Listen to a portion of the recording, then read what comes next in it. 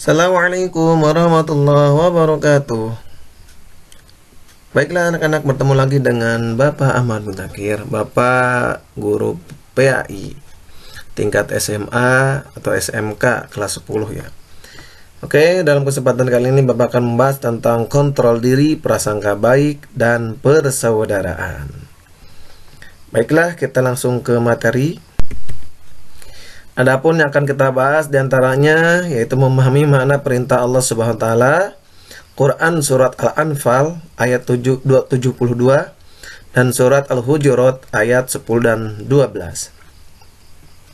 Adapun yang akan kita bahas yaitu menganalisis makna perintah Allah Subhanahu wa taala, hikmah mempelajari perintah Allah Subhanahu wa taala, menjelaskan perilaku sesuai dengan perintah Allah Subhanahu wa taala, mempraktikkan perintah Allah Subhanahu wa taala, hidup sesuai perintah Allah Subhanahu wa ta'ala. Baiklah anak-anak, kita akan membacakan surat Al-Anfal ayat 72 tentang kontrol diri. A'udzu billahi minasyaitonir rajim. Bismillahirrahmanirrahim. Innal ladzina amanu wa hajaru wa jahadu bi amwalihim wa anfusihim fi sabilillahi walladzina awaw wa nasaru ulaika ba'duhum awliya'u ba'di والذين آمنوا ولم يهاجروا ما لكم من ولايتهم من شيء حتى يهاجروا وإن استنصروكم في الدين فعليكم النصر إلا على قوم بينكم وبينهم ميثاق والله بما تعملون بصير. Oke, selanjutnya itu surat Al-Hujurat ayat 12 tentang husnudon, prasangka baik. Bismillahirrahmanirrahim. Ya ayyuhalladzina amanu jtanibu katsiran minadh-dhanni inna ba'dadh-dhanni itsmun wa la tajassasu wa la yaghtab ba'dukum ba'dan ayuhibbu ahadukum an ya'kula lahma akhihi maitan fakarihtumuhu wattaqullaha innallaha tawwabur rahim. Oke, selanjutnya surat Al-Hujurat ayat 10 tentang persaudaraan. Bismillahirrahmanirrahim. Innamal mu'minuna ikhwatun fa aslihu baina akhawaykum wattaqullaha la'allakum turhamun. Shadaqallahul azim. Baiklah, kita akan membahas tentang asbabun nuzul Quran surat Al-Anfal ayat 72. Dari Ibnu Sa'ad meriwayatkan dari Hisham bin Urwah, dia berkata Rasulullah SAW telah mempersaudarakan Zubair bin Awam dengan Ka'ab bin Malik. Zubair berkata, pada saat perang Uhud aku melihat Ka'ab terluka parah, kemudian aku berkata, jika dia mati, dia terputus hubungannya dengan keluarga dan aku akan jadi pewarisnya. Oke, ayat ini turun, jadilah yang menerima waris itu adalah orang yang memiliki tali persaudaraan dan kerabat, bukan berdasarkan yang lainnya. Jadi bisa adik kakak ya, adik kakak, kalau misalkan bisa keturunan ke bawah adik kakak, terus yang ke samping bisa paman, bibi gitu ya, atau yang lainnya. Oke, analisis isi kandungan Quran surah Al-Anfal. Oke. Yang A, orang yang sedang berjuang di jalan Allah Subhanahu wa taala seperti sedang hijrah dan berjihad dengan jiwa dan raga di jalan Allah Subhanahu wa taala. Jadi kalau misalkan ada orang yang berjuang di jalan Allah, misalkan ya, orang yang sedang nyantri ya, kan itu berjuang di jalan Allah. Ya. maka itu sama dengan dia sedang hijrah dan berjihad dengan jiwa dan raga di jalan Allah. Yang B, orang-orang yang beriman di Mekah belum melakukan hijrah. Orang-orang beriman di Madinah tidak berkewajiban untuk memberikan pertolongan, ya. Yang C, di dalam urusan agama, misalnya untuk berdakwah, apabila ada orang-orang mukmin Mekah yang belum berhijrah meminta pertolongan kepada orang-orang mukmin di Madinah, maka orang-orang mukmin di Madinah wajib memberikan pertolongan karena sesama orang yang beriman adalah bersaudara. Jadi kalau yang B itu, apabila misalkan di Mekah itu belum berhijrah, ya otomatis misalkan Rasulullah itu mengajarkan agama Islam, sedangkan di sana masih luar agama Islam, jadi tidak kewajiban untuk menolong. Apabila misalkan memerlukan pertolongan orang Mekah, maka orang Madinah tidak berkewajiban untuk menolongnya. Tetapi kalau misalkan orang di Mekah itu sudah berseagama, agama Islam, maka kita sebagai saudara wajib memberikan pertolongan. Sudah Al-Hujurat ayat 10-nya. Ini asbab nuzulnya, ketika Nabi pergi ke rumah Abdullah bin Ubay, mengendarai keledai, Abdullah bin Ubay berkata, "Nyalah engkau dariku, demi Allah aku telah terganggu dengan bau keledaimu." Seseorang Ansor berkata, "Demi Allah, keledainya lebih harum baunya daripada engkau." Anak buah Abdullah bin Ubay marah, dan terjadilah perkelahian di antara mereka. Maka turunlah ayat ini untuk melerai mereka dan menciptakan perdamaian. Riwayat Aisyah, ya. Selanjutnya terdapat dua kelompok yang sedang bertikai menggunakan tangan dan sendal. Turunlah ayat ini yang memerintahkan untuk berdamai, ya. Riwayat Said bin Mansur. Yang selanjutnya, dua orang Ansor sedang tawar-menawar barang. Salah seorang dari mereka berkata, "Saya akan mengambilnya dengan kekerasan, karena saya memiliki banyak kawan." Akhirnya terjadilah pukul-memukul namun tidak sampai menumpahkan darah. Maka ayat inilah turun untuk mendamai. Oke, analisis isi kandungannya. Al-Hujurat ayat 10, ya. Sebagai makhluk sosial, baik beragama Islam maupun non-Islam, umat Islam selalu senantiasa berbuat baik. Sedangkan dengan umat sesama muslim terikat dengan keimanan yang sama, umat Islam harus bersaudara, ya. Dengan orang luar Islam juga kita harus menghormati, apalagi sama Islam, ya. Kita harus saling menghormati. Ada NU, ada Muhammadiyah, ada Persis, ada yang lainnya. Kita harus saling menghormati. Jangan sampai perbedaan peribadahan bisa menjadikan musuh pada kita. Padahal semuanya ada dalil masing-masing. Maka kita harus saling menghormati dan bersaudara dengan sesama Islam, ya. Cara bersaudara bagi orang-orang beriman sesuai dengan Quran surat Al-Hujurat ayat 10 sebagai berikut. Yang pertama, setiap orang beriman adalah saudara kita. Ya, kalau misalkan dia masukkan Islam, maka itu saudara kita. Apapun itu perbedaannya, kulitnya, rasnya, bahasanya, budayanya, dan lain-lainnya. Kalau dia sama Islam, dia adalah saudara kita. Beriman sama dengan kita, ya dia adalah saudara kita. Yang kedua, terhadap saudara kita wajib memenuhi hak-hak secara adil. Harus adil, ya. Jangan sampai kita tidak adil terhadap saudara kita. Kita memperkerjakan misalnya, dia orang Islam sama dengan kita seiman. Jangan sampai kita gajiannya kita potong dengan sewenang-wenang, jangan. Hak-hak yang harus dia terima, maka harus kita kasih sesuai dengan cara adil, ya.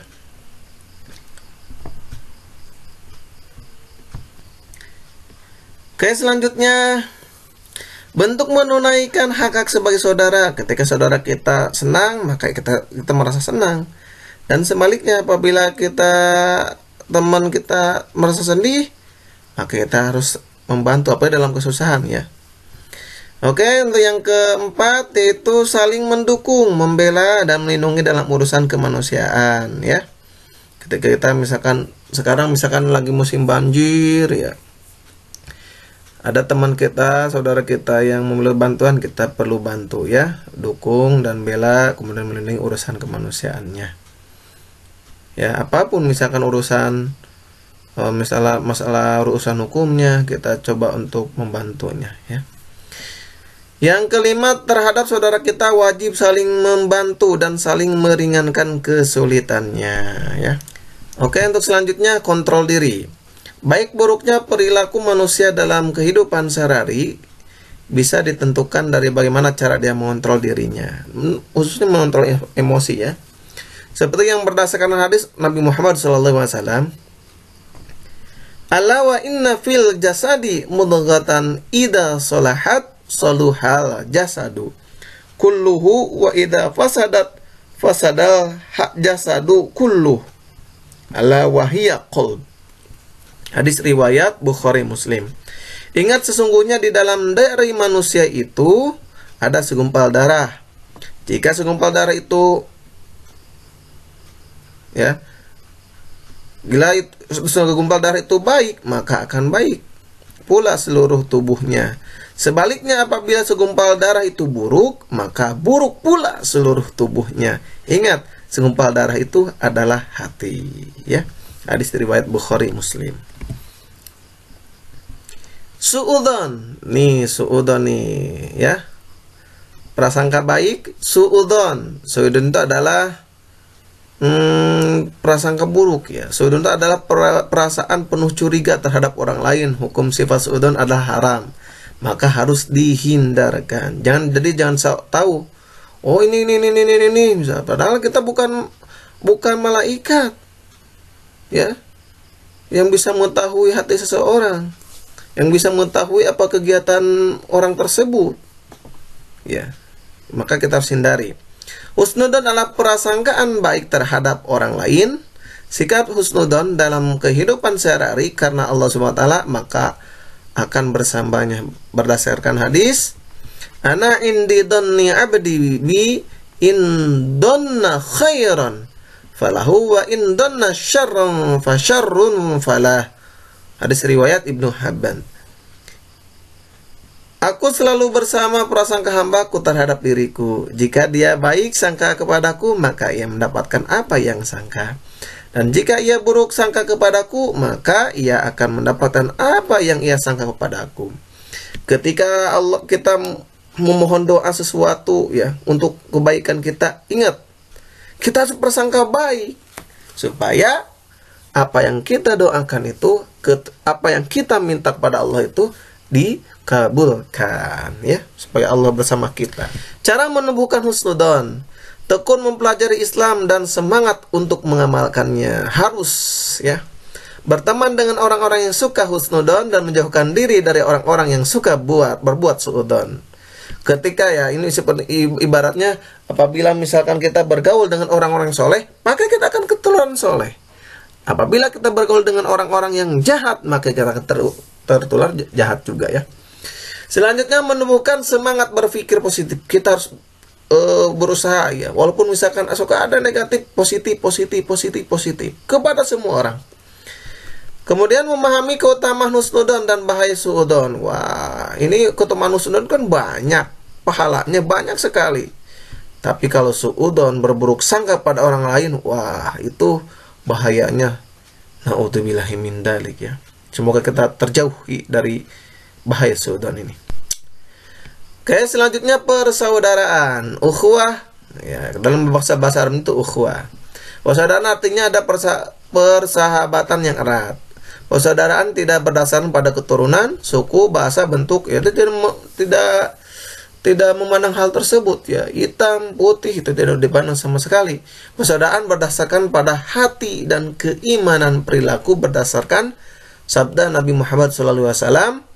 Qala Rasulullah SAW, innallaha la yanduru ila suwarikum wa amwalikum walakin yanduru ila qulubikum wa a'malikum. Hadis riwayat Muslim. Rasulullah SAW bersabda, sesungguhnya Allah tidak melihat kepada rupa. Jadi itu cantik, tampan, jelek, hitam, tidak, Allah tidak melihatnya. dengan harta, kaya. Oh tidak, Allah tidak lihat, tetapi Allah melihat kepada hati dan amal kalian semuanya. Alasan Nabi Muhammad SAW mempersaudarakan kaum muhajirin dan ansor, agar kaum muhajirin mendapatkan perlindungan dan bantuan dari kaum ansor, ya. Muhajirin itu orang-orang yang pindah, kalau ansor itu yang menolong, ya, menolongnya. Agar mendapatkan keamanan sesama kaum muslimin, terutama dari kaum ansor, dari serangan dan tipu muslihat kaum kafir Quraisy. Jadi kaum muslimin ini ketika yang mengikuti Nabi itu, wah itu dapat serangan dari kaum kafir Quraisy, ya, termasuk tipu-tipu dan lain-lain. Kaum Ansor lah yang menolongnya, ya. Agar kaum muslimin tidak mudah diadu domba dan diprovokasi oleh sekelompok Yahudi yang ada di Madinah, ya. Kalau misalkan terus-terusan kan bisa terprovokasi kalau misalkan terus-terusan ada di sana. Belum apalagi dengan tekanan-tekanan, serangan-serangan, siksa-siksaan, wah itu bisa sampai terprovokasi. Oke, selanjutnya manfaat perilaku kontrol diri. Manfaat perilaku kontrol diri antaranya terhindar dari perbuatan dosa otomatis, ya. Karena ketika kita misalkan tidak bisa mengontrol diri kita sendiri, nafsu yang berkuasa, maka itu perbuatan dosa. Yang kedua, terhindar dari hal-hal yang dapat merugikan diri sendiri dan orang lain. Ini, ya. Karena kalau misalkan kita gak bisa mengontrol Quran, wah itu bisa perang dunia ke-12 mungkin, ya. Yang ketiga, terhindar dari sifat egois. Yang keempat, terhindar dari sikap sombong. Ini egois dengan sombong nih. Kalau kita misalkan bisa mengontrol diri kita, kita bisa mengontrol emosi kita, kita bisa mengontrol nafsu kita, apapun bisa terhindar lah dari sifat egoisnya, sombongnya, dan lain-lainnya, ya. Egois ke teman, egois ke orang tua, egois misalkan untuk suami istri, suami ke istri, istri ke suami, ya, kalau bisa mengontrol diri. Yang kelima, menyehatkan rohani. Ketika kita bisa mengontrol diri kita, nafsu kita, amarah kita, maka kita akan enjoy saja. Tapi kalau misalkan tidak bisa mengontrol, ya marah dan lain-lain, apa yang terjadi? Sakit, ya, sakit jantung, sakit apa, dan lain-lain. Manfaat perilaku prasangka baik. Manfaat perilaku sangka baik, terhindar dari sikap iri, dengki terhadap nikmat yang diperoleh orang lain. Itu yang pasti, ya. Ketika kalau misalkan kita sudah berprasangka baik, maka kita akan terhindar dari dosanya lah, ya. Iri, dengki, apalagi sampai pengen menghancurkan nikmat saudaranya, wah naudzubillah min dzalik, ya. Hati menjadi lebih tenang. Hati tenang karena berprasangka baik. Apa sih untungnya prasangka buruk? Apa sih untungnya suudzon? Tidak ada untungnya untuk kita sama sekali. Malahan akan menjadi dosa. Selalu berpikir positif, pikirnya positif. Mudah bersaudara dengan orang lain. Jadi mudah mencari teman, ya. Manfaat perilaku persaudaraan, dapat memperbanyak teman dan saudara. Itu pasti, ya. Dapat menambah dan menjalin relasi yang lebih banyak lagi. Dapat mempererat jalinan kekeluargaan dan persaudaraan sama manusia. Kalau kita bisa melakukan perilaku persaudaraan, itu kita akan, ya, disenangi oleh teman, banyak teman, dan lain-lain, ya. Keluargaannya juga. Kemanapun kita misalkan kerja di daerah Sulawesi, daerah Sumatera, dan lain-lain, atau misalkan di luar pulau Indonesia, kan kita kalau misalkan kita bisa menjaga persaudaraan, maka akan enak juga dengan yang lain, ya. Akan banyak teman, saudara, dan lain-lain. Penerapan perilaku kontrol diri. Sikap kontrol diri berperan sebagai pengendali terhadap segala bentuk perilaku yang tidak baik. Awas, ya. Sampai ketika kita bisa mengontrol diri, maka kita akan terhindar dari perilaku yang tidak baik ini. Sikap kontrol diri perlu dikembangkan sehingga di dalam melakukan sesuatu didasarkan pada perhitungan antar untung dan ruginya. Ya, ketika kita bisa mengontrol diri, ini untung ya apa enggak? Apa rugi ya? Untung nggak untuk diri kita? Rugi nggak untuk diri kita? Yang ketiga, perilaku kontrol diri sangat penting agar manusia tidak terjerumus dalam perilaku sesat. Nih, perilaku sesat sebagai akibat dari kelalaiannya. Penerapan perilaku prasangka baik. Perilaku husnudon wajib dipelajari dan diamalkan dalam kehidupan sehari-hari ya. Husnudon kita tanamkan, suudon kita buang. Cabut dalam diri kita, buang, kubur dalam-dalam. Husnudon dapat dilatih secara terus-menerus. Husnudon merupakan akhlak mulia yang sulit untuk diterapkan. Walaupun sulit, kita terus berusaha untuk menerapkannya ya. Mulailah menerapkan husnudon ketika ditimpa musibah. Apabila kita misalkan kena banjir, wah ini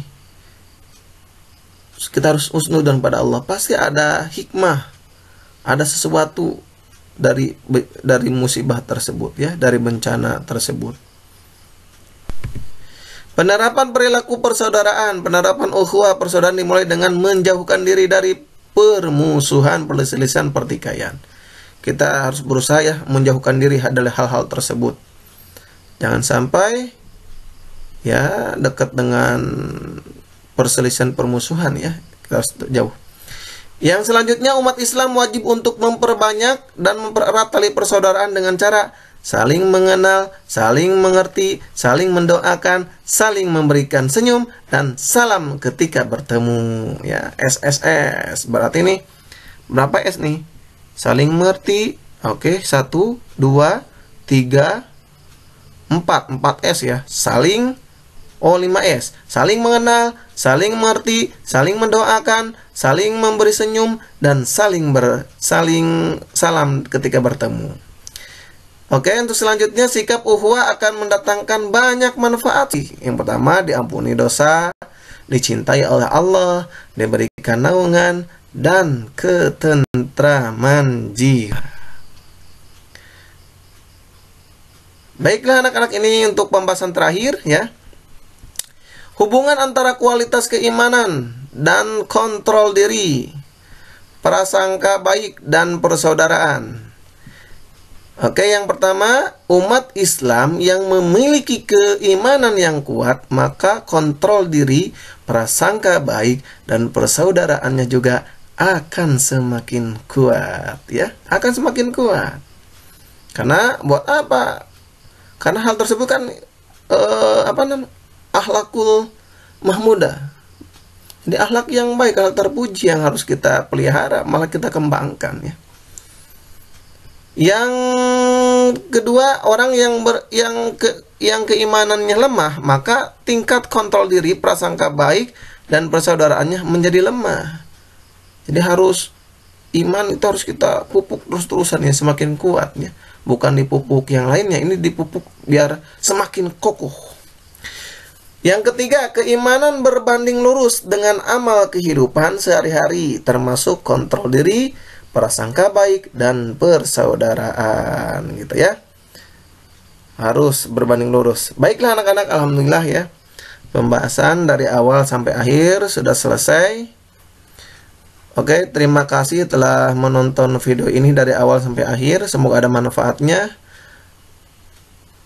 Tetap semangat, tetap hidup sehat, dan tetap hidup bersih. Terima kasih. Akhirul kalam. Wassalamualaikum warahmatullahi wabarakatuh.